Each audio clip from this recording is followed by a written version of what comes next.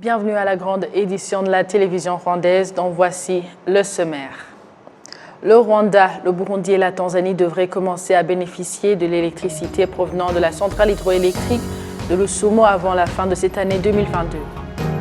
Le Premier ministre rwandais, honorable Edouard Ngirente, exhorte les habitants du district de Rutsiro qui aujourd'hui explorent le marais de Itenga à travailler avec plus d'abnégation pour que le moment venu, lorsque le gouvernement va le céder à d'autres habitants nécessiteux, ils aient atteint un niveau appréciable de développement. Au sommaire également, les acteurs du secteur minier au Rwanda déplorent qu'ils n'inspirent pas confiance aux institutions bancaires et qu'ainsi ils ne trouvent pas de fonds nécessaires pour accroître leur investissement. Bonjour et bienvenue à la grande édition de la télévision rwandaise avec moi Amandine Dikouma-Sabo. Le Rwanda, le Burundi et la Tanzanie devraient commencer à bénéficier de l'électricité provenant de la centrale hydroélectrique de Rusumo avant la fin de cette année 2022. Les ministres en charge des infrastructures dans ces pays ont visité ce samedi ce projet pour s'assurer de l'avancement des travaux. Nancy Umulingawase. Cette délégation, conduite par le ministre rwandais chargé des infrastructures, le Dr Ernest Nzabimana, a visité les activités de construction du barrage d'électricité à la frontière rwando-tanzanienne de Rusumo et ont fait le tour des autres bâtiments qui abritent d'autres travaux relatifs à la construction de la centrale hydroélectrique de Rusumo.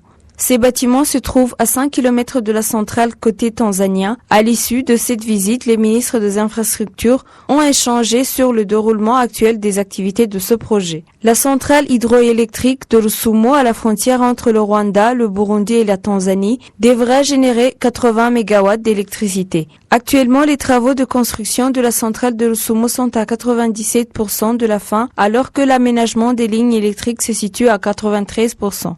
Il est prévu que les travaux de construction du barrage hydroélectrique de Rusumo prennent fin avant la fin de cette année 2022. Ce projet de production d'électricité à Rusumo a la particularité d'être mené dans le respect de l'environnement.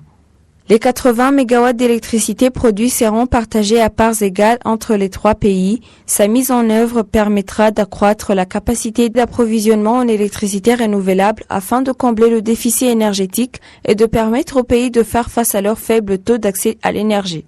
Le Rwanda et la Tanzanie seront en mesure de remplacer une partie de l'énergie produite à partir de combustibles importés à coût élevé par de l'hydroélectricité moins chère, contribuant ainsi à la réduction du tarif actuel de l'électricité. Au Burundi, le projet fournira 50% de la demande de puissance de pointe actuelle, ce qui permettra au pays d'élargir son accès à d'autres activités économiques et de réduire considérablement les émissions de CO2. D'un point de vue régional, l'objectif du projet est d'améliorer la capacité de production et de transport d'électricité au Burundi, au Rwanda et en Tanzanie et de contribuer à la stabilité et à l'intégration économique régionale en développant et gérant des actifs communs. Pour le Rwanda, le projet jouera un rôle important dans la réalisation des objectifs d'amélioration de la demande énergétique du Rwanda en augmentant la capacité de production, en réalisant l'interconnectivité nationale et en soutenant l'objectif global du gouvernement des stratégies économiques de développement et de réduction de la pauvreté à l'horizon 2024. Nancy Umulingawase, télévision rwandaise. Le Premier ministre rwandais, Dr Edouard Ngirente, exhorte les habitants du district de Rutsiro qui aujourd'hui exploitent le marais de Itenga à travailler avec plus d'abnégation pour que le moment venu, lorsque le gouvernement va le céder à d'autres habitants nécessiteux, ils aient atteint un niveau appréciable de développement. Kassim Youssouf nous fait le point. Le Premier ministre, le docteur Ngirente Edouard, a fait cette indication lorsqu'il a visité ce samedi le district de Rutsiro. Le chef de la primature a en outre visité le marais de Itenga qu'exploite plus de 800 habitants de première et deuxième catégorie sociale d'Ubudehe. Le Premier ministre a dit à ses habitants que ce marais ne leur appartiendra pas indéfiniment, mais qu'après 6 saisons agricoles, le gouvernement va le céder à d'autres habitants nécessiteux pour qu'ils l'exploitent et se développent. ntabwo dushaka ko tuzagaruka nyuma y'imyaka ibiri eshatu zirangiye ngo mutubwire ngo turacyari mu cyiciro cya mbere oya. Nous ne voulons pas qu'à notre retour 2 ans après, c'est-à-dire après 6 saisons agricoles, que vous nous dites que vous êtes toujours dans la première catégorie. Non. Plutôt, à ce moment-là, vous aurez atteint un niveau appréciable de développement et vous le laisserez aux autres pour qu'ils puissent également progresser. Je voudrais qu'on se comprenne bien qu'on ne peut pas être indéfiniment dans la première ou la deuxième catégorie d'Ubudehe. On s'y trouve pour une raison et le gouvernement vous apporte de l'aide pour évoluer et vous laissez les autres se développer. Le deuxième message, c'est que ces 9 millions que vous avez investis et d'autres qui le seraient vous aident à vous tirer de la pauvreté. J'ai vu que vous êtes bien habillés, mais je dois savoir que les enfants sont bien nourris, que les enfants puissent bien se nourrir pour éviter la kwashiorkor et l'insuffisance de développement physique. Je vous demande aussi cela. Tertio, c'est que là où vous habitez, vous devez avoir un potager. Ce n'est pas ce que vous cultivez ici que vous allez consommer chaque jour, mais c'est pour vous faire de l'argent. Le potager va vous donner de quoi vous nourrir au jour le jour, des fruits et des légumes. Quatrièmement, et nous l'avons déjà dit, que chaque ménage ait un dépotoir où vous déposez du fumier pour l'agriculture. Vous êtes d'accord avec moi? Bon courage et nous aimerions revenir et vous retrouver dans la prospérité. Nous voudrions avoir des Rwandais prospères, vivant dans l'aisance, développés, qui subviennent aux besoins de leur famille, dont les enfants vont à l'école et sont bien nourris et dorment dans un endroit sain.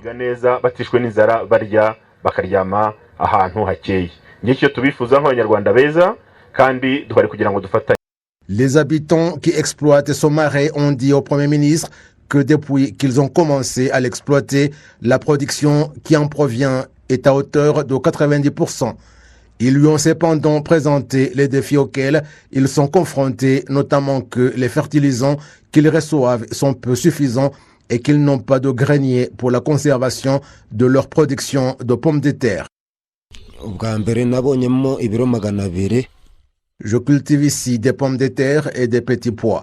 Je prévois que j'aurai au moins 300 000. Le ministre de l'administration locale, Gatabazi Jean-Marie Vianney, a indiqué que le Premier ministre a choisi de visiter le district de Rutsiro parce qu'au niveau national, il est en retard dans la plupart des indicateurs relatifs au développement socio-économique.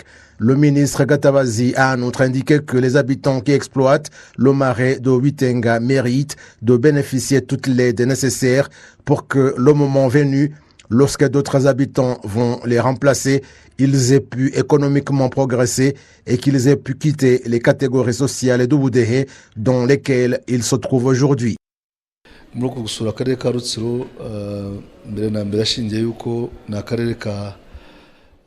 Parmi les raisons pour lesquelles Son Excellence, le Premier ministre, a choisi de visiter ce district, c'est parce que ses indicateurs de développement socio-économique sont bas.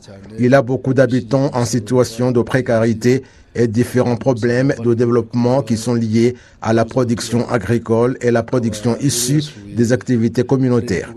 Il a donc visité des activités agricoles.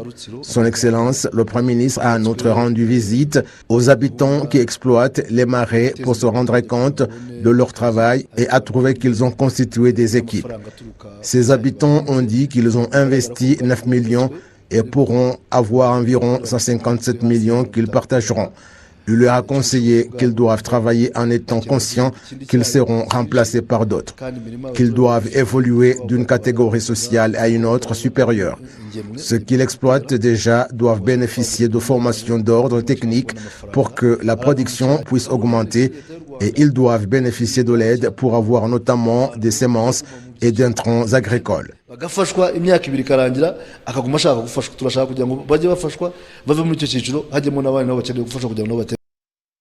Le Premier ministre a en outre visité l'usine AT de Rutsiro. Sa direction lui a dit que jusqu'à présent, l'usine n'a pas encore atteint sa capacité maximale de production car la superficie agricole encore disponible est faible. Le Premier ministre a en outre visité l'école secondaire à Pakap dans le secteur de Mushonyi qu'il a félicité le fonctionnement et a souhaité que des sections qu'elle dispose, l'on ajoute une section technique et professionnelle. Partout où le Premier ministre s'est rendu, il a recommandé que l'on change l'attitude en matière de travail en vue du développement social. Le ministère en charge des situations d'urgence au Rwanda intensifie une campagne de sensibilisation en vue de prévenir d'éventuelles catastrophes dans le pays. Ce samedi, une campagne similaire a été organisée dans le centre de formation de Gishari à l'est du Rwanda.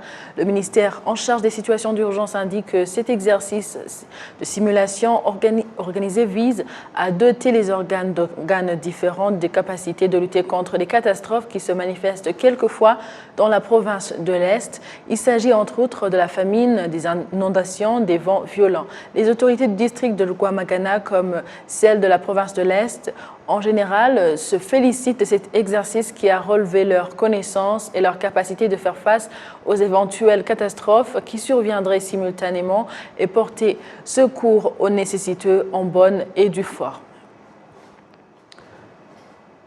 Le Rwanda se félicite d'avoir récolté plus de 160 millions de dollars américains de revenus touristiques l'année budgétaire écoulée. Cela intervient alors que le pays organise les cérémonies de nomination de bébés gorilles début septembre prochain. Le point avec Jean-Damascène Maneshim.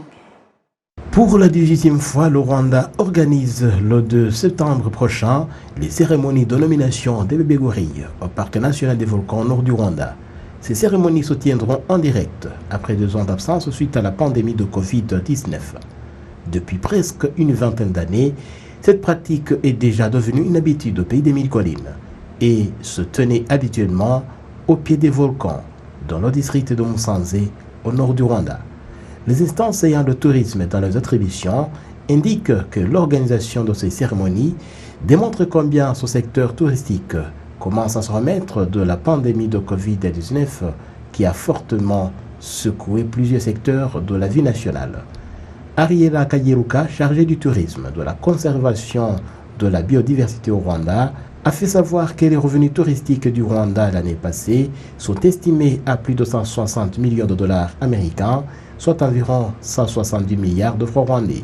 En 2019, le tourisme avait fait entrer dans le trésor public plus de 200 millions de dollars américains. Depuis la tenue de ces cérémonies de nomination des bébés gorilles, la population des gorilles a augmenté jusqu'à présent au total 354 bébés gorilles qui ont été nominés. Les cérémonies de nomination de bébés gorilles cette année interviennent alors que le Rwanda a déjà engagé les travaux d'extension du Parc national des volcans qui verront cette réserve naturelle augmenter de 23% de sa superficie actuelle. Ce projet de conservation visait surtout l'amélioration de l'habitat des gorilles de montagne dont la population a quadruplé durant les 40 dernières années. Au cours des 5 prochaines années, l'aire protégée qui s'étend sur 13 000 hectares obtiendra une superficie additionnelle de 10 000 hectares. Quelques 3 740 hectares seront utilisés pour les activités du parc, tandis que plus de 6 000 hectares seront réservés comme zone tampon qui permettra de réduire de 80% les conflits entre l'homme et la faune. Avec cette politique de protection du parc des volcans, la population des gorilles a quadruplé depuis les années 1980. Le parc national des volcans, qui héberge les gorilles de montagne, espèces rares au monde, est la principale attraction des touristes qui visitent le Rwanda quotidiennement. Place maintenant à l'éducation pour parler du ministère de l'Éducation qui, par l'intermédiaire du Conseil national de l'éducation de base, REB en sigle et en anglais, a lancé cette semaine un système digital que les enseignants qui souhaitent changer d'école, connu sous le nom de mutation, peuvent utiliser pour postuler. Les enseignants de partout sur le territoire national disent que cette technologie aidera à réduire le nombre de personnes qui veulent changer et identifier les tentatives de tricherie liées à la corruption. Le ministre de l'Éducation a expliqué qu'il y a actuellement plus de 12 000 postes vacants d'enseignants d'un côté et d'un autre. Beaucoup d'enseignants disent qu'ils doivent changer d'établissement parce qu'ils veulent se rapprocher de leur famille. Pour en parler davantage, nous sommes avec Léon Mugenzi, directeur du département chargé du développement et de la gestion des enseignants au sein de l'Office rwandais pour le développement de l'éducation de base. Monsieur Léon, bonjour. Oui, bonsoir. Avant le lancement de ce système, y avait-il un défi dans la gestion des enseignants? Merci beaucoup Radio Rwanda pour cette opportunité d'exprimer notre grande joie en tant que ministère de l'Éducation de lancer pour la première fois dans l'histoire du secteur éducatif rwandais le système digital de gestion des enseignants, surtout à ce qui concerne le transfert des enseignants. Revenons sur les difficultés rencontrées avant le lancement de ce système. Je dirais que la première difficulté en tant que l'Office rwandais chargé de l'éducation de base, c'est la non-maîtrise du nombre d'enseignants qui aimeraient bien demander le transfert par rapport aux postes vacants. Et pour les enseignants aussi, beaucoup de trajets et de papiers provenant de plusieurs institutions, notamment au niveau de l'école, du secteur, des districts, alors qu'aujourd'hui, le seul papier demandé, c'est le permis de résidence. Et quelles sont vos attentes par rapport à ce nouveau système? Nos attentes en tant que ministère de l'Éducation, c'est d'abord la bonne gestion du mouvement des enseignants. Deuxièmement, il y a la maîtrise des postes vacants dans toutes les écoles du pays, maternelle, primaire, secondaire. Mais aussi, il y a la satisfaction des enseignants d'être proches de leur famille là où c'est possible. Vous venez de mentionner qu'il s'agit de la bonne gestion des enseignants. On est proche de la rentrée scolaire. Pourrions-nous dire que la mutation sera finie, les mutations seront effectuées avant la rentrée? Et absolument oui, parce que le transfert des enseignants ou la mutation a commencé le mercredi passé de cette semaine et se termine le mardi prochain, donc le mardi de la semaine prochaine. C'est pour vous dire que tout a été prévu avant la rentrée scolaire. Et pourriez-vous dire que le défi du manque d'enseignants sera définitivement relevé?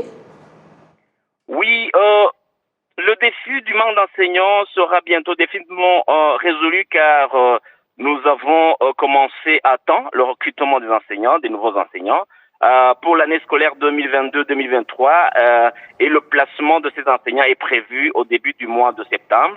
Pour vous donner l'idée, l'année prochaine, donc l'année scolaire, nous aurons besoin de plus de 12 000 enseignants et ceux qui ont réussi l'examen est plus de 13 000. Et avant même ce recrutement, nous avions une liste d'attente de ceux qui ont réussi l'année passée. Donc, nous pensons vraiment qu'il n'y aura plus le manque d'enseignants dans notre système éducatif. Merci beaucoup, Monsieur Léon, pour votre temps. Merci aussi, Radio Rwanda. C'était Léon Mugenzi, directeur du département chargé du développement et de la gestion des enseignants au sein de l'Office rwandais pour le développement de l'éducation de base, qui nous parlait du nouveau système numérique qui facilitera les mutations. Place maintenant aux acteurs du secteur minier au Rwanda qui déplorent qu'ils n'inspirent pas de confiance aux institutions financières. Je vous propose un récit qui vous en dit plus. L'usage de la technologie se développe dans différents domaines et le secteur minier n'est pas resté à la traîne. Le matériel destiné au traitement de la production minière depuis le site d'extraction jusqu'à son acheminement au marché ne cesse d'augmenter en vue d'accélérer le travail et d'éviter de perdre la production à travers les différentes étapes de production. Le secteur minier et le secteur des services sont les premiers à générer beaucoup d'argent pour le pays. Les chiffres montrent toutefois que seulement 40% de la production minière sont écoulés au marché alors que 60% sont perdus au cours de l'extraction et le traitement. La direction de l'Office rwandais des mines invite en effet les acteurs du secteur minier à accroître l'investissement dans des activités de traitement de pierres précieuses à l'aide de la technologie pour éviter les éventuelles pertes. Et ceux qui essaient obtiennent 40%, la plupart d'entre eux obtiennent 40% des pierres précieuses. Et vous constatez que 60% ont été perdus dans le traitement. C'est ce dont parlait le maire. Mais il existe d'autres technologies qu'on peut utiliser et gagner 80 ou 90%. En 2021, les recettes du secteur minier enregistrées étaient 516 millions de dollars par rapport à 124,9 millions enregistrés en 2020. Ce secteur comprend 243 sociétés et pourvoit de l'emploi à 40 000 personnes, alors que l'objectif est de pourvoir de l'emploi à 80 000 personnes en 2024, tout en réalisant de recettes de l'ordre d'1,5 milliard de dollars américains. L'Association rwandaise des mines souligne qu'il faut que les institutions financières aient confiance dans les sociétés d'extraction minière pour que leurs investissements puissent se développer. Différents organes exhortent par ailleurs les sociétés d'extraction minière à jouer un rôle dans la préservation de l'environnement et dans la lutte contre l'érosion, surtout qu'au cours des prochains mois, il y aura des activités de reboisement. Nous devrions travailler ensemble pour valoriser ce secteur au lieu de le considérer comme une menace environnementale. ce qui n'est pas vrai parce que je leur ai rendu visite et qu'ils envisagent de procéder à des mesures d'atténuer la situation.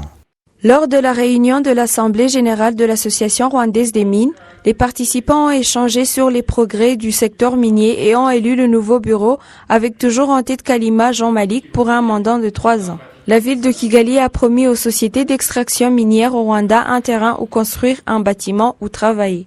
Nancy Umulingawase, télévision rwandaise.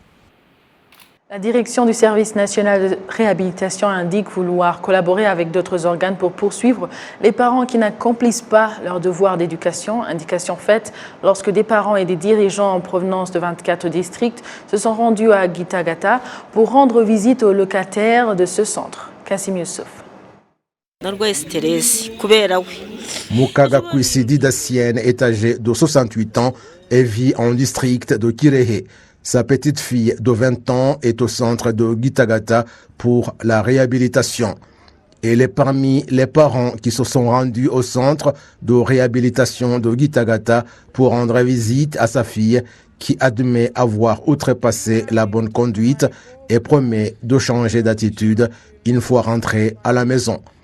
Les parents qui sont venus s'entretenir avec leurs enfants ont indiqué être prêts à leur prêter une oreille attentive pour qu'ils puissent ensemble trouver des solutions aux problèmes qui les ont entraînés dans la mauvaise conduite. Au jour de la visite, les locataires du centre de Gitagata sont placés en groupe selon leur district d'origine et les parents et les dirigeants de ces districts s'entretiennent avec elles face à face. La plupart des locataires du centre de réhabilitation de Gitagata sont de la ville de Kigali. La vice-maire en charge des affaires économiques dans la ville de Kigali, Urugeni Martin, indique que des mesures pour réduire la délinquance ont été mises en place. Nous avons différents programmes de vacances qui nous permettent de garder les enfants. Nous avons ce que nous appelons vacances actives pour que les enfants n'aillent pas dans la rue et qu'ils se retrouvent ici. Ce sont des mesures permanentes, des mesures que la ville de Kigali et d'autres villes ne peuvent pas mener à bien si elles ne collaborent pas avec les parents et différents autres organes administratifs.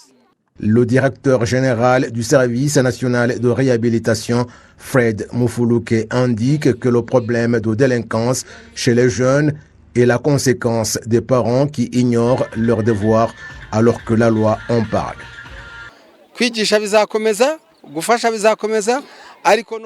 Ce que nous allons faire, c'est collaborer avec d'autres organes.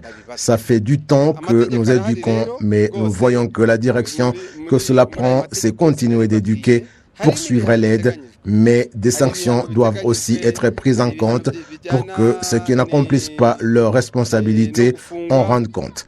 La loi est là et des sanctions sont prévues, notamment la détention, le paiement d'amende selon le poids de l'infraction. Pourquoi cela ne sera-t-il pas possible? La loi est là. Ce qu'il fallait d'abord, c'était éduquer et aider et cela a été fait. Le centre de réhabilitation de Gitagata héberge 178 enfants entre 10 et 17 ans et 47 femmes et filles. La durée de réhabilitation est d'1 année où les 6 premiers mois sont consacrés aux cours relatifs aux valeurs rwandaises et l'autre semestre à l'apprentissage de divers métiers.